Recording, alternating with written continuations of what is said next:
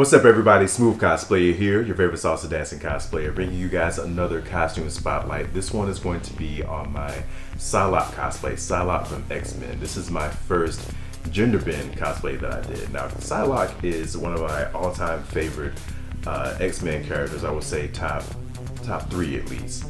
She is my favorite female X-Man. I love Storm, don't get me wrong. Storm is my girl, but Psylocke just barely edges her out as my favorite female X-Man. Now, I mentioned that this is my first gender bend cosplay. I got the idea to do this one after Dragon Con 2016, I believe, if my memory serves me right. I saw one of my favorite cosplayers, Eric Scott Smith, SX Cosplay. Big shout out to SX Cosplay. I saw him do a cosplay of a gender bend of classic Psylocke. Now, when I say classic Psylocke, I don't mean her original costume. I just mean the costume that comes to mind when most people think of Psylocke. That kind of one-piece bikini one with all the straps on the legs and the long boots and long hair and all of that. The one that she wore right after that whole Siege Perilous event in X-Men. A whole big history behind that. I won't go into it. That'll be too long for the video. But anyway, I saw him do a gender bend of that, and prior to that, I had always thrown around the idea in my head of doing a gender bend, but I wasn't sure if I wanted to do it yet. I wasn't sure how I felt about it.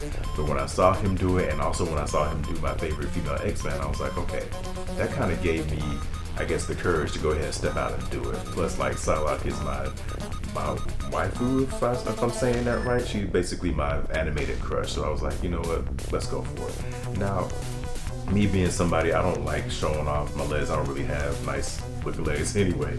So I decided, you know what, and also along with that, I'm very anti-cliche. I like taking the road less traveled. So instead of doing classic Psylocke, I decided to do Marvel Now Psylocke. That's the one where she has this all black unitard where basically everything's covered. Got the white X across the chest. So I decided to do that costume. So I got that. There wasn't much to gender bend about that one. Like, if you take that costume and put it on any male character, you're not gonna look at them and think, oh, that's a woman's costume, why is he wearing that? The only part of that that looks anything feminine is her belt, sash, whatever you want to call that, that big flowy fabric. Well, I changed that. One, to make the feminine part a little masculine, and also I did this to give myself some pockets because the costume that I bought, let me rewind a little bit. I bought the costume off of, I forget where I got it, but I will give you guys the link in the description. But basically it was that whole costume just all in one. So that part was easy, bought that. Now back to the belt. I bought a purple military wedding belt and bought a ammo pouch that I put on the belt. So one, that was the, I guess, gender bending, the one part of it that wasn't, the one part of it that was, I guess, feminine. Then also, that ammo pouch gave me the ability to actually store my keys, store my con badge, store my phone. Because like I said, that costume doesn't have any pockets, and I'm like, you know, I do need my stuff. So that, and the other alteration I made was that I didn't want to wear a wig with it, but I still wanted to have some semblance of the long purple flowiness that is her hair. So what I decided to do was I stole a little bit from, her first, her only appearance in X-Men the Animated Series. It was like a 5-part series, and when she first showed up, she was in all ninja garb.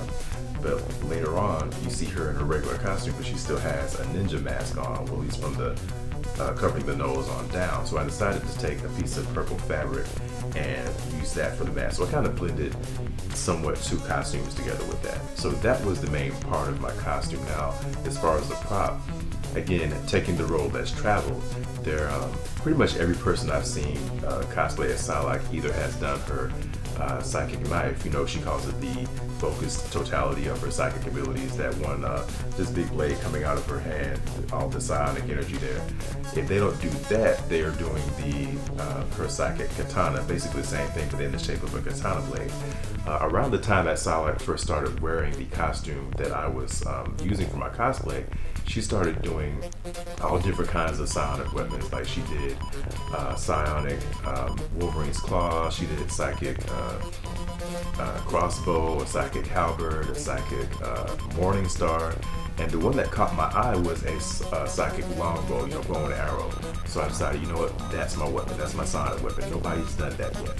So I bought with Dick's Sporting Goods, and bought the least expensive but still realistic, most realistic looking bow and arrow set I could find. Got that. Got some berry pink spray paint.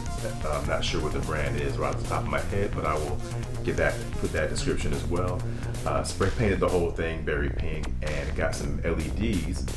Basically took the LED battery pack, spray painted that berry pink, so that way it would blend in with the rest of the bow and arrow and not stand out.